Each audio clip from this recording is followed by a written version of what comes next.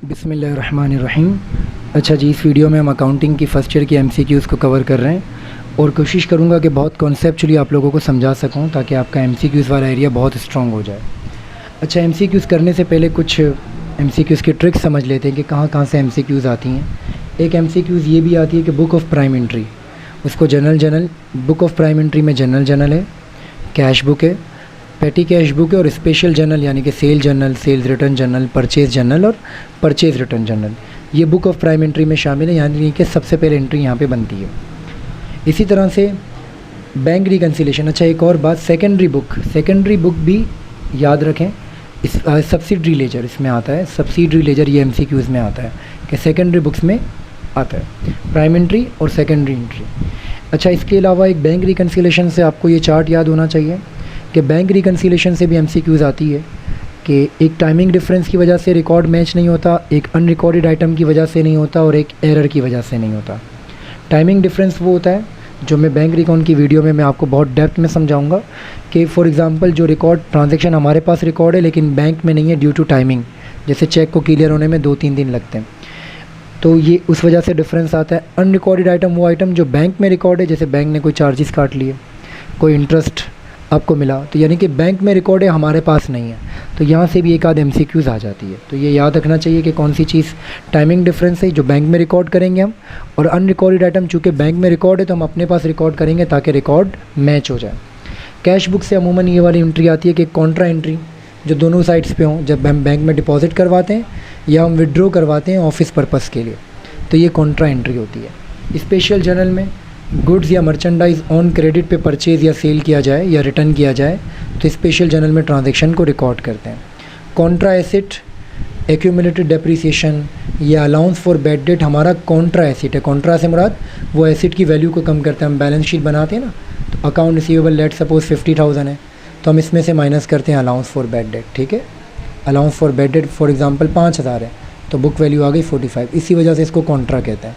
इसी तरह से कॉन्ट्रा रेवेन्यू, सेल्स रिटर्न और सेल डिस्काउंट, जब आप इनकम स्टेटमेंट बनाते हो तो सेल में से माइनस करते हो ना, तो इसीलिए इसको कॉन्ट्रा रेवेन्यू यानी कि रेवेन्यू को कम करता है। अकाउंटिंग इक्वेशन याद होनी चाहिए कि एसिड जो है वो लायबिलिटी और ऑनर इक्विटी के बराबर है। अकाउंटिंग प्रोसीजर के सीक्वेंस को अकाउंटिंग साइकिल कहते हैं। अगर एक एंट्री में एक से ज़्यादा डेबिट क्रेडिट आ जाए तो उसको कंपाउंड एंट्री कहते हैं। क्लोजिंग एंट्री साल के आखिर में बनाई जाती है और ये रेवेन्यू और एक्सपेंस को क्लोज़ किया जाता है। और रिवर्सिंग और ओपनिंग एंट्री ईयर एंड के स्टार्ट में बनाई जाती है और इसमें एसेट, लायबिलिटी और कैपिटल के बैलेंसेस को रिवर्स किया, यानी कि ओपनिंग बैलेंस बनाया जाता है ताकि नेक्स्ट ईयर का टीबी बन सके। अब हम आते हैं 2021 की एमसीक्यूज़ से। मैं कोशिश करूँगा कि कॉन्सेप्ट साथ साथ देता रहूँ, अगर कोई चीज़ ऐसी सीखने की होगी तो वो मैं समझाता भी जाऊँगा। The nature of sale discount, sale discount हमारा कॉन्ट्रा रेवेन्यू जो मैंने अभी आपको बताया। Commission earn but not receive, हमने कमा लिया लेकिन पैसे नहीं मिले, तो जाहिर सी बात है आज नहीं कल मिल जाएंगे, वो हमारा एसेट है। लिस्ट ऑफ ऑल अकाउंट, तमाम अकाउंट बैलेंस के लिस्ट को ट्रायल बैलेंस कहते हैं। जब टी अकाउंट बना लेते हैं ना तो फिर इसको लिस्ट में लेके जाते हैं, इसको ट्रायल बैलेंस कहते हैं, सारे टी अकाउंट के बैलेंसेस को। अक्रूड एक्सपेंस, अच्छा एक होता है अक्रूड इनकम, ये भी याद रखें, एक होता है अक्रूड इनकम, अक्रूड एक होता है इनकम के साथ और एक होता है एक्सपेंस के साथ। अगर इनकम के साथ है तो आपका एसेट है क्योंकि आपको पैसे मिलेंगे, ये आपका रिसीवेबल है, और अगर एक्सपेंस के साथ है तो आपको अदा करना है, तो ये आपकी लायबिलिटी है। तो ये याद रखें कि अक्रूड इनकम है तो एसेट, अक्रूड एक्सपेंस है तो लायबिलिटी। एसेट एक्सेस, एसेट से ज़्यादा, यानी कि asset capital, excess of asset over capital, तो भाई एसेट जो है वो लायबिलिटी और कैपिटल के बराबर है, तो जो एसेट जो है वो कैपिटल जो डिफरेंस होगा वो क्या होगा, हमारी लायबिलिटी होगी। रेंट कलेक्ट इन एडवांस, अगर हमने एडवांस में कलेक्ट कर लिया रेंट तो ये हमारी एडवांस में तो अनअर्न्ड रेंट है, ये रेंट इनकम नहीं, अनअर्न्ड रेंट। अनअर्न्ड रेंट से मुराद यानी कि हमने एडवांस में रेंट कलेक्ट कर लिया। और अगर हम एडवांस में पे करते हैं, यहाँ पे भी एक कॉन्सेप्ट याद रखें, एक होता है एडवांस में कलेक्ट करना, यानी कि आपको पैसे एडवांस में मिल गए तो ये आपका एज अपना लायबिलिटी है जिसको हम अनअर्न्ड कहते हैं। और अब मैं एडवांस में जो पे करते हैं ये हमें रिसीव हो गए एडवांस में, एडवांस रिसीव्ड हुआ, यानी कि हमने काम नहीं किया लेकिन पैसे मिल गए। और एक होता है एडवांस पे किया, तो ये हमारा एसेट है और इसको हम प्रीपेड कहते हैं, इसको हम क्या कहते हैं, प्रीपेड कहते हैं। इसके बाद inventory of merchandise is reported on the balance sheet, current asset में जाता है जो एंडिंग इन्वेंट्री है। If net profit 25% of gross profit 5000, the amount of operating expense, expense बताओ कितना है भाई। अगर आपका ग्रॉस प्रॉफिट 5000 है और ऑपरेटिंग एक्सपेंस, ग्रॉस प्रॉफिट 5000 है, नेट प्रॉफिट का यानी कि नेट प्रॉफिट 5000 है, net profit of Safdar is 25% of gross profit. ठीक है, यहाँ पे आपको ये कह रहा है कि ग्रॉस प्रॉफिट आपका 5000 है और नेट प्रॉफिट इसका 25% है। कितना परसेंट है, 25% है। तो ऑपरेटिंग एक्सपेंस कितना होगा, तो भाई अगर 5000 का 25% आपका प्रॉफिट है तो बाकी बचे कितने परसेंट, 75%। भाई 25% आपका नेट प्रॉफिट है तो 75% आपका एक्सपेंस है।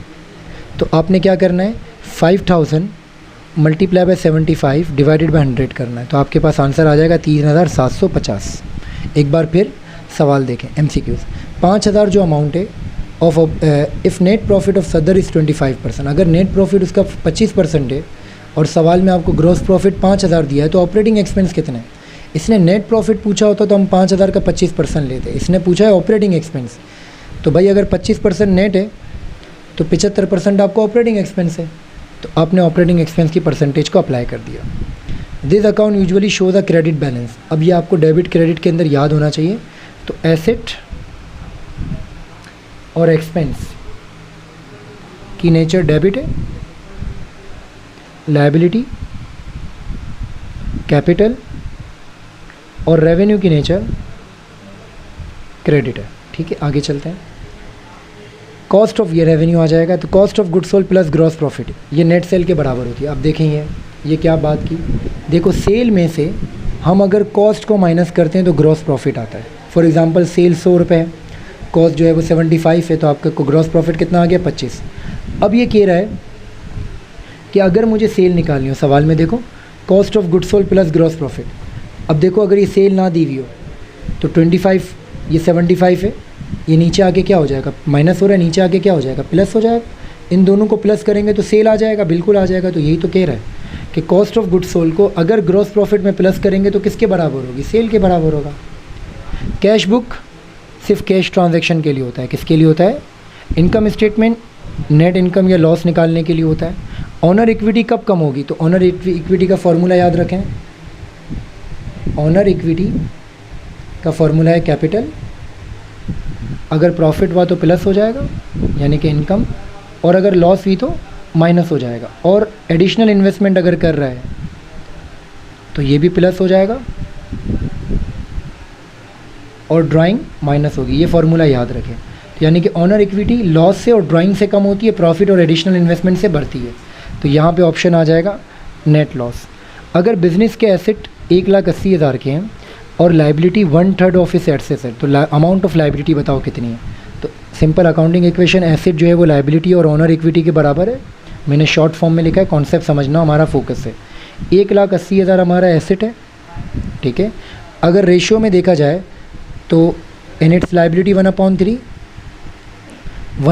लाइबिलिटी है। अब ये फ्रैक्शन निकालना सीख जो, फिर MCQ खुद ब खुद आएगी, आगे भी परेशान करेगी है। अगर 3 रुपये में से 1 रुपया लाइबिलिटी है तो बचे कितने रुपए, 2 रुपये, तो 2 रुपये कैपिटल होगा। अगर ये फ्रैक्शन होता 4/7 तो 7 में से 4 रुपये लाइबिलिटी है तो बचे कितने, 3/7। अगर कहता 2/5 तो 3/5। ये फ्रैक्शन आना चाहिए। अब इसमें कुछ भी मांग सकता है। अब अगर ये मांगेगा ऑनर इक्विटी तो आप इसको इससे मल्टीप्लाई और डिवाइड कर दोगे, और अगर लाइबिलिटी मांगेगा तो इस फ्रैक्शन से अप्लाई करोगे। यहाँ पे क्या मांग रहा है, then the amount of liability मांग रहा है, तो हम क्या करेंगे 1,20,000 मल्टीप्लाई बाय 1/3। अगर ये ऑनर इक्विटी मांगता तो 1,20,000 मल्टीप्लाई बाय 2/3 कर लेते। ठीक है, आगे चलें। This can not be classified as a liability. Office supplies हमारा एसेट है, बाकी सब लाइबिलिटी है। अब ये आपको याद होना चाहिए कि क्या करंट एसेट है, क्या करंट लाइबिलिटी है, नॉन करंट एसेट और नॉन करंट लाइबिलिटी के आपको पता होना चाहिए। An amount paid from the business for the electricity bill of owner residence, घर की चीज़ ड्राइंग कहलाती है। जर्नल ओरिजिनल एंट्री को बुक ऑफ प्राइम एंट्री भी कहते हैं, इसको प्राइम एंट्री को ओरिजिनल एंट्री भी कहते हैं। ठीक है, ये मैंने शुरू में बताया था। आगे चलें। करंट लाइबिलिटी जो हमें विद इन 12 मंथ सेटल करनी है, और नॉन करंट 1 साल से ज़्यादा। This account shows a debit balance, sales return debit होता है, सेल क्रेडिट होता है तो सेल रिटर्न डेबिट होगा। ब्रीफ एक्सप्लेनेशन, हम ट्रांजैक्शन रिकॉर्ड करते हैं ना, तो एंट्री के नीचे टू रिकॉर्ड करके लिखते हैं, उससे नरेशन कहते हैं। अगर एक एंट्री में एक ही डेबिट और एक ही क्रेडिट होगा तो सिंपल एंट्री, या एक से ज़्यादा डेबिट क्रेडिट होंगे तो कंपाउंड एंट्री। एक एंट्री और एक डेबिट एक क्रेडिट होगा तो सिंपल, एक से ज़्यादा होंगे तो कंपाउंड। ओवरड्राफ्ट बैलेंस जो है वो लाइबिलिटी होता है हमारा। इम्प्रेस सिस्टम पेटी कैश बुक में होता है। कहाँ होता है? पेटी कैश बुक में होता है कि हमने जितना पेटी कैश में एक्सपेंस आउट किया उतना ही हम पेटी कैश में रिप्लेनिश करेंगे, यानी कि दोबारा उतना ही रिकॉर्ड करेंगे ताकि हम पेटी कैश को चला सकें। अनक्लियर्ड चेक वो चेक जो हमने डिपॉजिट करवा दिया लेकिन बैंक में अभी तक नहीं आया ड्यू टू टाइमिंग डिफरेंस, ये मैंने लिखवाया था ना। अनक्लियर्ड चेक वो चेक जो हमने डिपॉजिट करवा दिया है बट बैंक में अभी नहीं आया, 2-3 दिन लगते हैं क्लियर होने में, टाइमिंग डिफरेंस की वजह से बैंक में नहीं आया, तो हम बैंक में प्लस करते हैं सर। इसके बाद cash book also serve the purpose of cash ledger, cash ledger भी इसे कहते हैं, कैश। आगे चलें। 2019 the process of recording transaction in chronological order, उसे जर्नलाइजिंग कहते हैं। A cheque issue by the company, cheque हमने इशू कर दिया लेकिन अभी तक पे नहीं हुआ तो इसको अनप्रेजेंटेड चेक कहते हैं, ये रहा लिखा है। अनप्रेजेंटेड को इशू चेक भी कहते हैं, आउटस्टैंडिंग भी कहते हैं और अनपेड भी कहते हैं। तो यहाँ पे जो ऑप्शन है इसमें आउटस्टैंडिंग लिखा हुआ है तो इसीलिए हमने आउटस्टैंडिंग कह दिया। Merchandising business, medical store merchandising है क्योंकि यहाँ पे चीज़ों का लेन देन होता है, दिस गुड्स का लेन देन होता है। But this one of the following is an income, ये हमारी इनकम है। कमीशन अर्नड को इनकम कहते हैं। All the accounts have debit balance except purchase return credit होता है, सेल्स रिटर्न भी डेबिट होता है, ड्राइंग भी डेबिट होता है, परचेज भी, और परचेज रिटर्न क्या होता है? क्रेडिट होता है। The purchase journal is use to record purchase journal, ये मैंने आपको बताया था ना, स्पेशल जर्नल में 4 जर्नल है, sale journal, sales return, purchase और परचेज रिटर्न। ये सिर्फ गुड्स मर्चेंडाइज जो क्रेडिट पे होती है उसके लिए रिकॉर्ड होता है बस, इसके अंदर स्पेशल लोगों का अकाउंट रिकॉर्ड होता है। ठीक है, आगे चलें। कैश सप्लाईज एंड प्रीपेड, ये हमारा करंट एसेट होता है, बेसिक MCQs है। Stability shows company revenue and expense, जहाँ रेवेन्यू और एक्सपेंस को शो करते हैं वो इनकम स्टेटमेंट है। अलाउंस फॉर बैड डेट हमारा कॉन्ट्रा एसेट है, मैंने शुरू में बताया, और एक और कॉन्ट्रा एसेट है एक्यूमुलेटेड डेप्रीसिएशन। इंटरेस्ट रिसीवेबल हमारा कॉन्ट्रा एसेट नहीं है, इंटरेस्ट रिसीवेबल हमारा करंट एसेट है। ठीक है, इसे ठीक कर लीजिएगा। बैंक ओवरड्राफ्ट हमारी लाइबिलिटी है। If profit is zero, expense 10,000 है तो रेवेन्यू कितना होगा? भाई अगर सेल मेरी 10,000 है और कॉस्ट भी मेरी 10,000 है तभी प्रॉफिट ज़ीरो आएगा ना भाई। तो अगर मेरी प्रॉफिट ज़ीरो है तो कॉस्ट 10,000 है तो सेल भी 10,000 होगी। If asset 10,000 honour equity 2500, liability बताओ, वही बेसिक अकाउंटिंग इक्वेशन। एसेट जो है वो लाइबिलिटी और कैपिटल के बराबर है। आपको एसेट कितना दिया हुआ है सवाल में? 10,000 और इक्विटी दी हुई 2500, 10,000 और ये 2500 दिया हुआ है। अब ये प्लस हो रहा है, यहाँ पे आके क्या हो जाएगा? माइनस, तो 7,500 लाइबिलिटी हो जाएगी आपकी। This statement show the financial position, financial position को बैलेंस शीट कहते हैं। ड्राइंग फाइनेंशियल पोजीशन के ऑनर इक्विटी में जाती है, मैंने बताया ना, ये ऑनर इक्विटी में ड्राइंग जाती है, ऑनर इक्विटी का सेक्शन है। ठीक है, कंपोनेंट है। The nature of sale discount contra revenue है, सेल डिस्काउंट और सेल्स रिटर्न हमारा कॉन्ट्रा रेवेन्यू है। This one of the following is not merchandising of stationery, stationery shop के ऊपर बाईसाइकिल तो नहीं सेल होती ना, notebook, stapler, fountain pen sale होते हैं तो ये नहीं होगा। The capital account will not affected by purchase of furniture, ये कैपिटल अकाउंट इससे अफेक्ट होता है प्रॉफिट से, लॉस से, एडिशनल इन्वेस्टमेंट और ड्राइंग, इसके अलावा कोई और चीज़ नहीं आती। ठीक है, आगे चलें। This do not appear on bank statement. Deposit in transit, ये मैंने बताया ना, टाइमिंग डिफरेंस, ये बैंक स्टेटमेंट में अभी तक आए नहीं है क्योंकि टाइमिंग डिफरेंस है, 2-3 दिन लगेंगे आने में। अनप्रेजेंटेड चेक या अनक्लियर, तो टाइमिंग डिफरेंस की वजह से अभी तक बैंक में नहीं आएंगे। तो यहाँ पे डिपॉजिट चेक है, ये डिपॉजिट चेक, यही ऑप्शन है, डिपॉजिट इन ट्रांजिट या deposit cheque. Sequence of accounting cycle को क्या कहते हैं? प्रोसीजर को अकाउंटिंग साइकिल कहते हैं। अब हम आते हैं 2018 पे। अब जो MCQs हो चुकी हैं वो मैं रिपीट नहीं करूँगा, मैं सिर्फ कॉन्सेप्चुअली वाली MCQs बताता रहूँगा। This account is irrelevant for the cost of goods sold. Sales return cost of goods sold के फॉर्मूले में नहीं आता। कॉस्ट ऑफ गुड्स सोल्ड का फॉर्मूला है opening inventory plus purchase minus purchase return minus purchase discount plus transportation, तो net purchase आ जाता है। इसके अंदर फिर कॉस्ट अवेलेबल ऑफ गुड्स आता है, फिर एंडिंग इन्वेंट्री माइनस करके कॉस्ट ऑफ गुड्स सोल्ड आता है। तो सेल्स रिटर्न तो ऊपर रेवेन्यू का पार्ट है। Salary expense not yet paid, ऐसा एक्सपेंस जो अभी तक पे नहीं किया तो ये अक्रूड सैलरी कहलाता है। क्या कहलाता है? यानी कि अभी हमें पे करना बाकी है, जो मैंने शुरू में बताया ना कि ऐसा एक्सपेंस, ये बताया ना कि अक्रूड एक्सपेंस, ऐसा एक्सपेंस जो अभी तक पे नहीं किया वो हमारी लायबिलिटी है।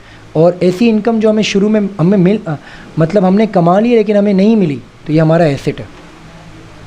आगे चलें। इफ़ प्रोप्राइटर, देखिए दोबारा है ये 3/5 of total asset 3 lakh, then amount of liability. अब इसको ऐसे ही बनाया, एसेट जो है लायबिलिटी और कैपिटल के बराबर है।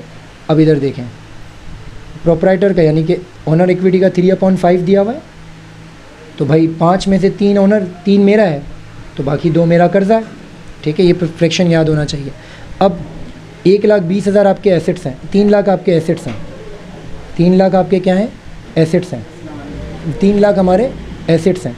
तो लाइबिलिटी बताओ कितनी है? लाइबिलिटी कितनी है? तो लाइबिलिटी ने इसने पूछा है लाइबिलिटी बताओ, क्या बताओ? तो अब लाइबिलिटी का फ्रैक्शन क्या है? 3 लाख मल्टीप्लाई बाय 2/5। यहाँ पे MCQs गलत है, सही है 2/5, तो आंसर आ जाएगा 1,20,000। ठीक है, पॉइंट क्लियर है? आगे चलें। क्रेडिटर आर ऑल्सो, क्रेडिटर को अकाउंट पेबल कहते हैं और डेटर्स को अकाउंट रिसीवेबल कहते हैं। सेल का मतलब मर्चेंडाइज जो बेचते हैं। This is not a Contra account. Purchase return भी माइनस होता है, परचेज में से सेल्स रिटर्न भी माइनस होता है, सेल में से ड्राइंग माइनस होती है कैपिटल में से, लेकिन फर्नीचर कॉन्ट्रा अकाउंट नहीं है। कॉन्ट्रा का मतलब जो किसी में से माइनस हो। The nature of allowance depreciation Contra asset, advance receive from customer, customer से जो एडवांस मिले, कस्टमर से जो एडवांस मिले वो हमारी लायबिलिटी होती है। Advance receive from customer. A sequence of accounting procedure हमारा अकाउंटिंग साइकिल कहलाता है। अगर ग्रॉस प्रॉफिट मेरा 80,000 है जो कि 20% है सेल का, तो बताओ सेल कितनी है? अब देखें ये सवाल, आपको सवाल में ग्रॉस प्रॉफिट दिया हुआ है जो कि 80,000 है और इसकी परसेंटेज कितनी दी हुई है? 20% है। आपको कह रहा है सेल बताओ। अब मैथ का बेसिक रूल है, 80,000 जो है वो 20% अमाउंट है जो दिया हुआ उससे डिवाइड कर देते हैं, और सेल हमेशा, सेल यहाँ पे 100% होगी। अच्छा, बाज़ों का सेल 120% भी हो सकती है। कैसे देखें मैं बताता हूँ। ये 20% ऑफ सेल लिखा हुआ है, ये कॉन्सेप्ट याद रखें, 20% ऑफ सेल। अगर ये लिखा होता 20% ऑफ कॉस्ट, तो इसका मतलब कॉस्ट 100% है। क्या 100% है? और ये लिखा हुआ है सेल, तो इसका मतलब सेल 100%। ये थोड़ा मुश्किल कॉन्सेप्ट है लेकिन आ सकता है। अब यहाँ पे लिखा था सेल, तो मैंने 100 से मल्टीप्लाई किया। अगर यहाँ लिखा होता कॉस्ट, तो कॉस्ट अगर 100% है तो सेल उससे ज़्यादा होगी। अगर मैं 20 रुपये नफ़ा रख रहा हूँ, समझें कि अगर मेरी चीज़ जो है वो 100 रुपये की है और मुझे प्रॉफिट हुआ है 20 रुपये का, तो मेरी सेल कितने की होगी? 120 की। तो फिर मैं यहाँ पे मल्टीप्लाई किससे कर रहा होता? 120 से कर रहा होता। बस ये ऑप्शन याद रखना कि अगर कॉस्ट लिखा होता तो 120 से मल्टीप्लाई होता। तो ये पॉइंट याद रखना। This is shown as a non current asset. Machine हमारा नॉन करंट है। At the end of year ये अकाउंट क्लोज होते हैं। एक्सपेंस एंड रेवेन्यू मैंने पीछे बताया भी था। Bank reconciliation statement, unpaid cheque. Unpaid cheque यानी कि हमने सप्लायर को चेक दे दिया लेकिन अभी तक वो अनप्रेजेंटेड है, तो ये हम बैंक से माइनस करेंगे क्योंकि बैंक में अभी तक टाइमिंग डिफरेंस की वजह से नहीं आया। तो हम अपनी जब रिकन्सिलेशन बना रहे होंगे तो बैंक से माइनस करेंगे। मर्चेंडाइज सोल्ड ऑन क्रेडिट, तो ये सेल जर्नल में जाएगी। Net income plus operating expense, ये पहले भी आ चुकी है। ऑपरेटिंग एक्सपेंस देखिए ग्रॉस प्रॉफिट होता है। ग्रॉस प्रॉफिट लेट सपोज 50 है, इसमें से 20 रुपये के खर्चे माइनस किए तो 30 रुपये का नेट प्रॉफिट आ गया। तो अब ये 20 माइनस हो रहा है, नीचे आके प्लस होगा तो ग्रॉस प्रॉफिट निकल आएगा। तो यही फॉर्मूला बना रहा है कि अगर नेट इनकम और ऑपरेटिंग एक्सपेंस को प्लस करेंगे तो क्या आ जाएगा? Gross profit. Bank statement does not show timing difference वाली चीज़, यानी कि डिपॉजिट इन ट्रांजिट बैंक में नहीं आ रहा होगा क्योंकि अभी तक बैंक में प्रेजेंट नहीं, अनक्लियर्ड है। ऑनर पर्सनल एक्सपेंस, तो हमारी ऑनर इक्विटी का पार्ट होता है, ड्राइंग कहलाता है। अर्थमेटिक एक्यूरेसी को ट्रायल बैलेंस में चेक किया जाता है। एक एंट्री में एक से ज़्यादा डेबिट क्रेडिट हो तो कंपाउंड एंट्री। लेजर की जो फुटिंग है वो हमेशा पेंसिल से करते हैं, इस तरह से नहीं फुटिंग करते जो हम, ठीक है, इसको कहते हैं। अच्छा, जर्नल से जो जर्नल लेजर में लेके जाते हैं चीज़, उसको हम पोस्टिंग कहते हैं, ठीक है, ये भी याद रखिएगा। MCQ आ जाए 2017। This account is irrelevant for the cost of goods sold. Trial balance में sale journal, purchase journal, cost of goods sold में मतलब this account is irrelevant for the cost of, trial balance नहीं आता। Cash वाली transaction, special purchase journal वाली चीज़ें आती हैं कॉस्ट ऑफ गुड्स सोल्ड में। आगे चलें। In sole proprietorship business net profit is transfer, capital में ट्रांसफ़र होता है। This account will be credit for the recording advance collection of rent. Collection हुआ है, देखें एडवांस में रेंट कलेक्ट हो तो ये अनअर्न्ड है, और अगर एडवांस में पे करें तो प्रीपेड है। कलेक्ट हो तो अनअर्न्ड और पे करें तो प्रीपेड, याद रखना। रेंट रिसीवेबल हमारा एसेट है। क्लोजिंग एंट्री साल के आखिर में रेवेन्यू और एक्सपेंस की बनाई जाती है। क्रेडिट नोट सेल्स रिटर्न में दिया जाता है। कहाँ दिया जाता है? क्रेडिट नोट का मतलब हमने माल रिटर्न कर दिया, हमें माल रिटर्न हो गया तो हम सामने जो कस्टमर है उसको क्रेडिट नोट इशू करेंगे। This account usually as a debit balance. Purchase हमेशा डेबिट होता है। Commission receive but yet not earn. Receive हो गया लेकिन रिसीव्ड हो गया, कमीशन मिल गया लेकिन हमने कमाया नहीं है, तो ये हमारी लाइबिलिटी है। एसेट कब होगा? जब हमने कमा लिया लेकिन हमें मिले ना। हमने अर्न कर लिया और हमें ना मिले तो एसेट, लेकिन ये मैं कह रहा है कि हमें मिल चुका है लेकिन हमने कमाया नहीं है, तो ये हमारी लाइबिलिटी, एडवांस मिल गया। अकाउंटिंग बुक स्मॉल चीज़ों के लिए, पेटी कैश के लिए होता है, छोटे छोटे खर्चे। All are example of fix asset except supplies. Supplies हमारा करंट एसेट है। एक एंट्री में एक से ज़्यादा डेबिट क्रेडिट हो तो compound entry. Arithmetic accuracy trial balance में की जाती है। ग्रॉस प्रॉफिट का फॉर्मूला है सेल में से sale plus operating expense. Gross profit कैसे निकालते हैं? Sale minus cost of good sold. ये वाला ऑप्शन ये गलत है। सेल में से कॉस्ट ऑफ गुड सोल्ड को माइनस करो तो आपके पास क्या आ जाता है? ग्रॉस प्रॉफिट आ जाता है। अलाउंस फॉर बेड डेट हमारा कॉन्ट्रा एसेट है, ये गलत है। This one of the following balance sheet equation. Asset जो है लाइबिलिटी और कैपिटल के बराबर है। अगर नेट सेल और कॉस्ट ऑफ गुड सोल्ड बराबर होंगे तो ग्रॉस प्रॉफिट क्या होगा? ज़ीरो होगा। बैंक ओवरड्राफ्ट हमारी करंट लाइबिलिटी है। अगर एक्सपेंसेस ज़्यादा होंगे रेवेन्यू से, भाई अगर मैंने एक चीज़ बेची है 100 रुपये की लेकिन ख़रीदी 150 की है, यानी कि मेरी कॉस्ट ज़्यादा है, तो ये मेरा लॉस है, ये मेरा लॉस है। टोटल एसेट अगर 1.5 लाख के हैं और 1/3 लाइबिलिटी है और क्या पूछ रहा है कैपिटल, दोबारा इस तरह की आ गई। अब देखें लाइबिलिटी कितनी है? 1/3 है, तो 2/3 हमारा कैपिटल है। ये याद रखें, 3 में से 1 रुपया लाइबिलिटी है तो बचे कितने हैं? 2। अब तो एसेट कितने का दिया हुआ है? 1.5 लाख का दिया हुआ है और आपसे पूछ रहा है कैपिटल। क्या पूछ रहा है? तो बेटा ये पूछ रहा है, कैपिटल पूछ रहा है, तो 1.5 लाख मल्टीप्लाई बाय 2/3, तो आपके पास लाख रुपये आ जाएंगे। क्या आ जाएंगे? लाख रुपये। ठीक है, याद रखें, ये देखना पूछता क्या है। लाइबिलिटी पूछेगा तो 1/3 और कैपिटल पूछेगा तो 2/3। मर्चेंडाइज अगर ओनर पर्सनल यूज़ के लिए निकालेगा तो उसे ड्राइंग कहते हैं।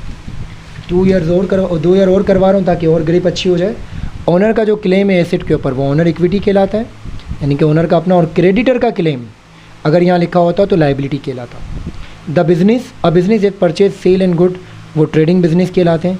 This account normally have a credit balance except sales return debit होता है। ठीक है, this is non current asset equipment. Amount paid for service owner, घर की जो चीज़ की जाए सर्विस ऑनर के कार की, तो ड्राइंग है। एसेट और कैपिटल का जो डिफरेंस होता है वो लाइबिलिटी होता है। अगर बिज़नेस का रेवेन्यू 60,000 है और मुझे 15,000 का लॉस है तो बताओ मेरी कॉस्ट कितनी है? तो भाई अगर मैं एक चीज़ बेच रहा हूँ 10 रुपये की और 5 रुपये का नुकसान किया है तो जाहिर सी बात है मैंने ख़रीदी ज़्यादा की है ना, तभी तो नुकसान हुआ है।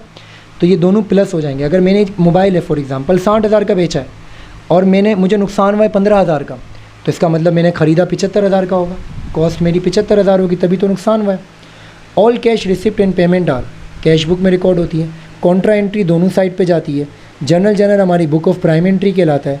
ओवरड्राफ्ट बैंक स्टेटमेंट में, अच्छा बैंक स्टेटमेंट में ओवरड्राफ्ट डेबिट पे आता है क्योंकि बैंक का एसेट होता है, हमारी लाइबिलिटी होती है, तो बैंक अपना एसेट डेबिट पे दिखाता है और जो हमारा पैसा पड़ा होता है वो बैंक क्रेडिट में दिखाता है। ठीक है, ये याद रखना। एंडिंग स्टॉक हमारा एसेट है। फाइनेंशियल पोजीशन को बैलेंस शीट कहते हैं। Cost of goods sold income statement का पार्ट है। This account will be credit if mister A business start, अगर बिजनेस स्टार्ट करेंगे तो कैपिटल को क्रेडिट करेंगे। एक एंट्री में एक से ज़्यादा डेबिट क्रेडिट हो तो कंपाउंड एंट्री। अगर एसेट मेरे 50 के हैं और लाइबिलिटी 20% है तो भाई कैपिटल 80% होगा, और मांग क्या रहा है? कैपिटल मांग रहा है, तो 50,000 का 80% 40,000। अनअर्न्ड इनकम हमारी लाइबिलिटी है। The term cost of goods sold कैसे निकलता है? सेल में से ग्रॉस प्रॉफिट को देखें। अब ये देखें एमसीक्यू, सेल में से कॉस्ट माइनस करो तो ग्रॉस प्रॉफिट आता है। ठीक है, तो अगर यहाँ पे क्या कह रहा है? कॉस्ट ऑफ गुड्स सोल्ड निकालने का। लेट सपोज 100 रुपये, 75 रुपये कॉस्ट है, तो ग्रॉस प्रॉफिट कितना आ गया? 25। अब कॉस्ट ऑफ गुड्स सोल्ड निकालने का क्या फॉर्मूला बनेगा? तो भाई इधर देखें, कॉस्ट निकालना है, ठीक है, तो ये ग्रॉस प्रॉफिट नीचे प्लस हो रहा है, ऊपर जाके सेल में से प्रॉफिट को माइनस कर दो, फॉर्मूला बन गया। 100 में से 25 माइनस करो, 75 रुपये आ गए। That's it. आगे चलें। क्लोजिंग एंट्री साल के आखिर में रेवेन्यू और एक्सपेंस की बनाई जाती है। अब लास्ट ईयर करवा रहा हूँ 2015। This is a merchandising business, medical store. This is not an asset, unearned commission हमारी लाइबिलिटी है। ये हमारा डेबिट बैलेंस होता है। लोन टू अहमद, अगर मैं किसी को लोन दूंगा तो मेरा रिसीवेबल है, तो मेरा एसेट है। Asset are equal to the sum of liability and owner equity. Right of outsider यानी कि क्रेडिटर का क्लेम लाइबिलिटी और ऑनर का claim owner equity capital. Unearned हमारी लाइबिलिटी है। अक्रूड इनकम इनकम है तो हमारा एसेट, और अगर ये एक्सपेंस होता तो हमारी लाइबिलिटी। एंडिंग इन्वेंट्री हमारा एसेट है। अनसोल्ड गुड जो साल में ना बिके वो क्लोजिंग एंट्री है। अर्थमेटिक एक्यूरेसी हम ट्रायल बैलेंस में चेक करते हैं। This is not shown in balance sheet. Rent expense income statement में जाता है। ट्रांजैक्शन को जो रिकॉर्ड करते हैं वो जर्नल में करते हैं। अगर एडवर्टाइजिंग पे करें एडवांस में, देखो पे कर रहे हैं तो प्रीपेड, और अगर यहाँ कलेक्ट लिखा होता तो अनअर्न्ड होता। 500 विड्रॉ करें ऑनर ने प्राइवेट यूज़ के लिए, तो क्रेडिट किसको करेंगे? तो अगर ऑनर करेगा तो ड्राइंग डेबिट और कैश क्रेडिट, तो कैश क्रेडिट होगा। ठीक है, क्रेडिट पूछा। इम्प्रेस सिस्टम का मतलब पेटी कैश में रिप्लेनिश करना, दोबारा उतना ही पैसा जितना हम खर्च कर चुके हैं। सेकेंडरी एंट्री सब्सिडरी लेजर को कहते हैं। अलाउंस फॉर बेड डेट हमारा कॉन्ट्रा एसेट है। Closing entry are recorded in contra entry cash book में रिकॉर्ड होती है। आउटस्टैंडिंग चेक ये लिखा हुआ है मैंने। आउटस्टैंडिंग चेक को अनप्रेजेंटेड चेक, इशू चेक और अनपेड चेक भी कहते हैं। उम्मीद है आपके कॉन्सेप्ट क्लियर भी होंगे। जज़ाकल्लाह, अपनी दुआ में याद रखिएगा, और अगर अच्छे लगा तो आगे ज़रूर शेयर कीजिएगा।